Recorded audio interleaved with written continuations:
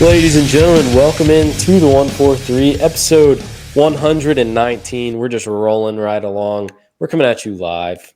This has been a highly anticipated one. People keep asking about it, saying, when are we doing our draft episode? When are we doing our draft episode? Have you done your draft episode yet? Well, it's happening. That's what's going on right now, so you get what you ask for. Yeah, week of the draft, obviously makes sense to do it now. Whenever this releases on Wednesday, Thursday is round one. That's the round everybody cares about. And then after that, it just gets kind of boring. But not for the players who are getting drafted. Their lives are all changing this weekend. And so, yeah, we're pumped for this. It's actually a pretty big draft, pretty exciting draft. Anytime you have this offense-heavy kind of draft is when it's more exciting because offense is what dominates the NFL right now. So that's what sells the tickets, and that's what gets our show the clicks. So we are going to talk about that today. And Nick has been waiting for months to share his opinions on the projected number one overall pick. So after the stat of the week and the player of the week, I'm just going to let Nick take it away on what he thinks of Caleb Williams, okay?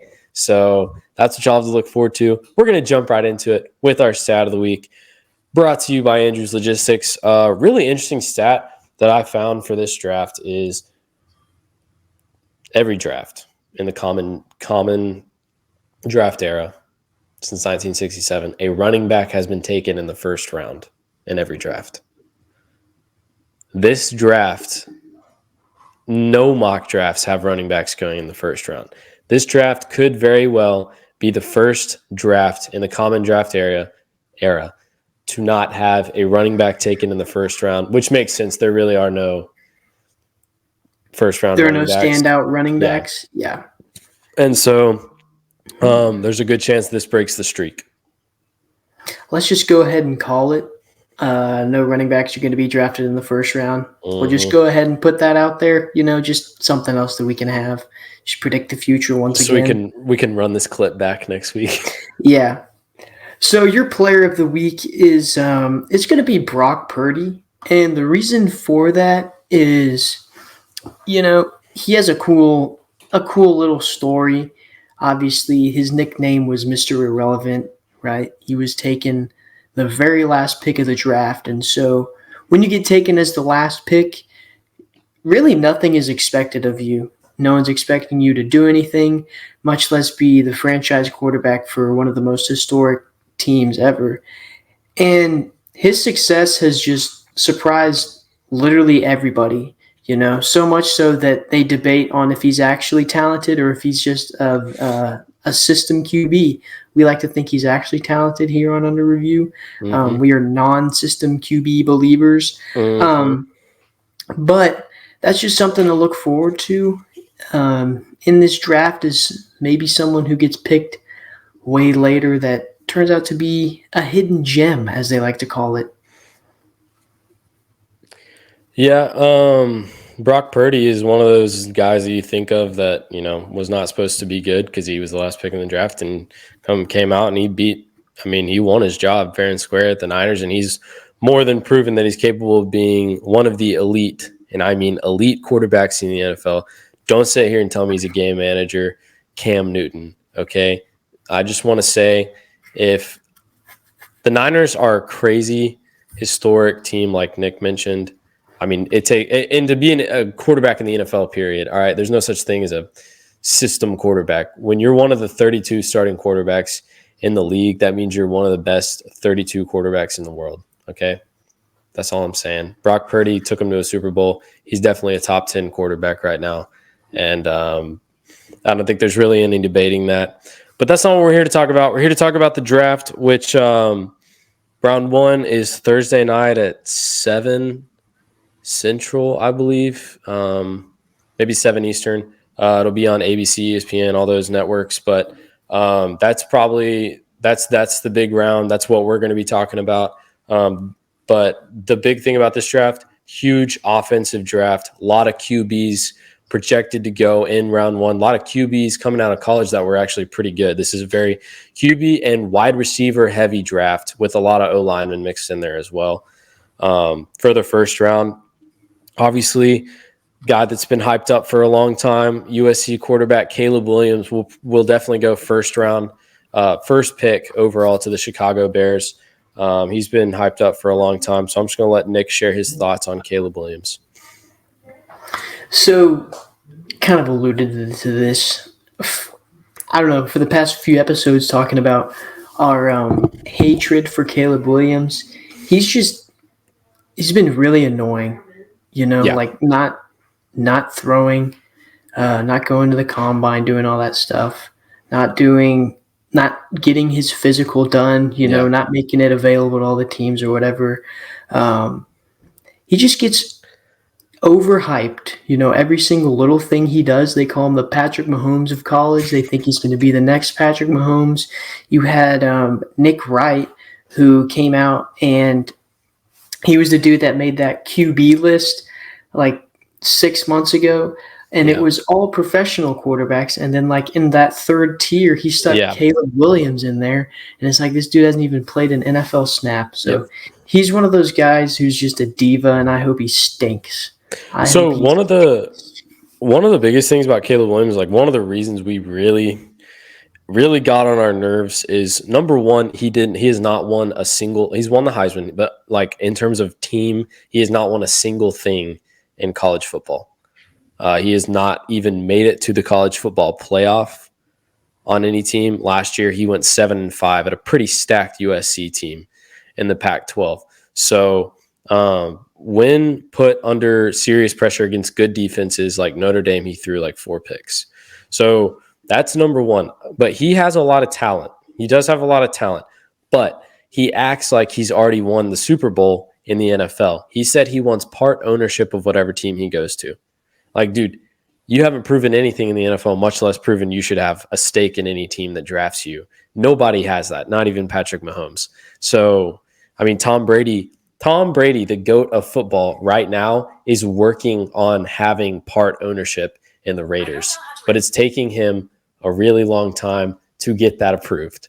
So the fact that Caleb Williams comes in is like, I want whatever team drafts me, I want draft stock, or I want stock in the organization. That doesn't happen. And so that really like rubbed people, including us, the wrong way. Like, who do you think you are? What have you proven in the league? What have you proven in college to make you think that you're already on the tier, like you're already up there with the greats? Because you're not. And I mean, in my opinion, not even in my opinion, he wasn't the best quarterback in college football last year. I mean, you can come at me with for that all you want, but he was not. I mean, a quarterback is the one that makes your team good. That takes your team like places. That's what a quarterback does. If your quarterback's not good, your team's not good. The other thing that's going to be frustrating is when he stinks for the Bears. No one's going to blame him for it. Yeah. Everyone's going to come out and they're going to coddle him and say that, the coaching is bad. The Bears have historically always been bad. Their franchise is bad, which is true. All those things are true. I'm not denying that. But it's going to be them trying to avoid all of the failure that Caleb Williams is about to endure. Yeah, and we don't want to talk about Caleb Williams that much longer, but, it's like what we said with Justin Fields. We were right about him. I think we'll be right about Caleb Williams as well. He's talented, but he's not as talented as he thinks, and he hasn't proven anything. So he can come out and prove us wrong, but he will go number 1 overall to the Bears, and that's pretty much a done deal. And so it gets pretty interesting after Caleb Williams. So let's get into kind of the rest of like maybe the top 10 picks. There have been rumors. So Washington's drafting number 2, and they've pretty much they're not selling their pick. Like, they're going to keep their pick, and they're most likely going to draft Jaden Daniels is what it's looking like. Heisman Trophy winner this year out of LSU. I like that pick for them. They really need a quarterback. So I don't know how you feel about that, but I think that's a good pick for him. Yeah, I think he's. Yeah, they need a quarterback. Sam Howell's not the guy. Yeah. The only thing is that every time Jaden Daniels scrambles out of the pocket and gets hit, he gets ragdolled 10 yards across the field. So be looking for that to continue in the NFL more. But When you play Michael Parsons twice a year, I mean, you just can expect that. Exactly. You're just going to get your lunch taken. Yeah. Like I said, the Commanders, I think they needed a quarterback. Sam Howell's not the guy. They do have some offensive weapons. It looks like they're trying to rebuild or build up their team a little bit. So I do agree with Joseph. I think that's a good pick for them. Another highly anticipated pick was Marvin Harrison Jr., Yeah. the best wide receiver out of this draft. A lot of people were trying to say he was going to rival that 1-1 pick with Caleb Williams.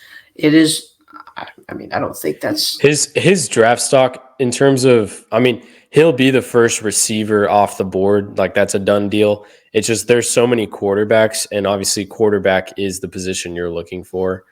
Most teams at the top. The teams that are at the top normally stink. They need a quarterback. So he's dropped a little bit in terms of his draft stock, but not because of anything he's done. But another thing that's the frustrating thing about this class is that there's no running backs that are stand out or really impressive, to be honest with you. And so the reason why that's frustrating is because as Cowboys fans, what do we need right now? We need a running back. We went out and we got rid of Tony Pollard, and then that was good. Everyone thought we were going to get somebody. It was almost like we had no plan to replace him. Yeah, we didn't. There's no one to draft, is what I'm also saying. Although I do think the Cowboys really grinds my gears. The Cowboys definitely will draft a running back. It's just going to be in a later round, and it's probably not going to be. They're probably not going to be that good. But I will say, as we've seen, running backs are pretty expendable. So if we can get a decent one in a later round that turns out to be pretty decent, I mean, you just want a young, quick pass catching back.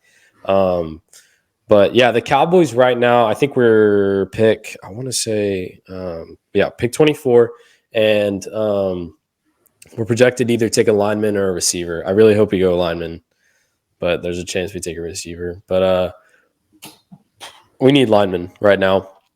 And so that's what the Cowboys looking like. So back to pick number 3 is the Patriots. And it's been a long time since the Patriots have had a really high draft pick like this. And it's been a long time since they've drafted a QB. But it looks like they're going to go QB.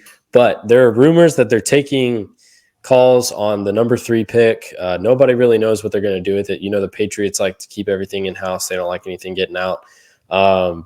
The speculation, though, Nick, is Drake May or J.J. McCarthy at number 3 to the Patriots. I don't know who you like better there. I would probably say Drake May. Drake May. Yeah. J.J. McCarthy really, didn't prove anything. From what I saw, he didn't impress me all that much as a passer. He'll go be a backup somewhere or whatever. I was not super impressed, but Drake May does look a lot better. We'll see if he can fill that void in New England. They've been struggling at quarterback. Mac Jones has not been the guy. They've filtered in him and Bailey Zappi. Is Drake May like? I don't see that. I don't see it with Drake. Like, dude, for me, and this is not very popular. For me, I'd rather have Penix. I'd rather have Michael Penix than Drake May. And Michael Penix might not even go first round. There are 6. So there's 6 QBs. Caleb Williams at 1, Jane Daniels 2. You got Drake May, J.J. McCarthy, Michael Penix Jr., Bo Nix. Those are the 6 like big quarterbacks in this draft. And people are saying that Penix and Bo Nix might just go second round. Is what the thinking is.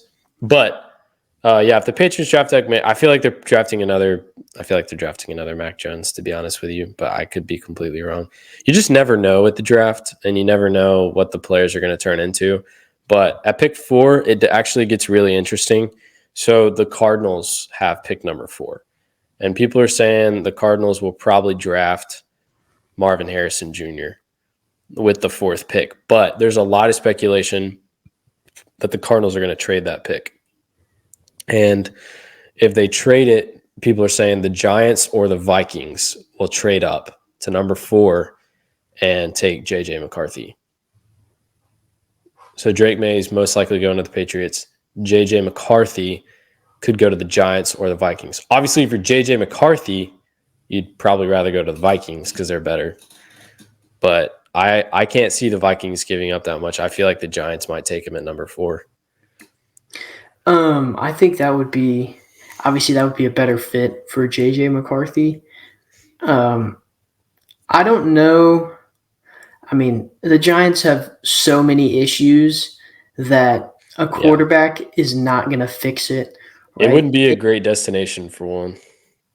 They need a lot of different things. They also just paid $40 million a year to Daniel Jones. They kind of have to. So even if they trade up, I mean, who knows if they actually go out and draft him, because they just paid Daniel Jones big money, and it kind of seemed like they were trying to make him the guy. I feel like that was made clear these last 2 years with how they've handled his paycheck and his whole situation. So, I mean, even if they do trade up, they might not even take J.J. McCarthy. Yeah. So, after this pick, we'll talk about receivers, but we just wanted to go over the top 5 picks. So, if J.J. goes at 5 or 4, Chargers have the 5th pick, they'd probably easily take Marvin Harrison Jr., is what a lot of the mock drafts are saying. So that rounds out the top 5, and it looks like 4 of them could be QBs, which is crazy. But I was going to ask you, so after that, you've got a bunch of good receivers coming off the board. So Rome Odunze, you've got Malik Neighbors from LSU, you've got Jaden Polk from Washington, you've got Brock Bowers, the tight end out of Georgia. He's not, but he can be he's a utility. And then that's 4 guys. And then the other one was Brian Thomas out of LSU. So out of those 5 players, who do you like out of those 5 to be that next? For that one, I might go Malik Neighbors with that one. Dude,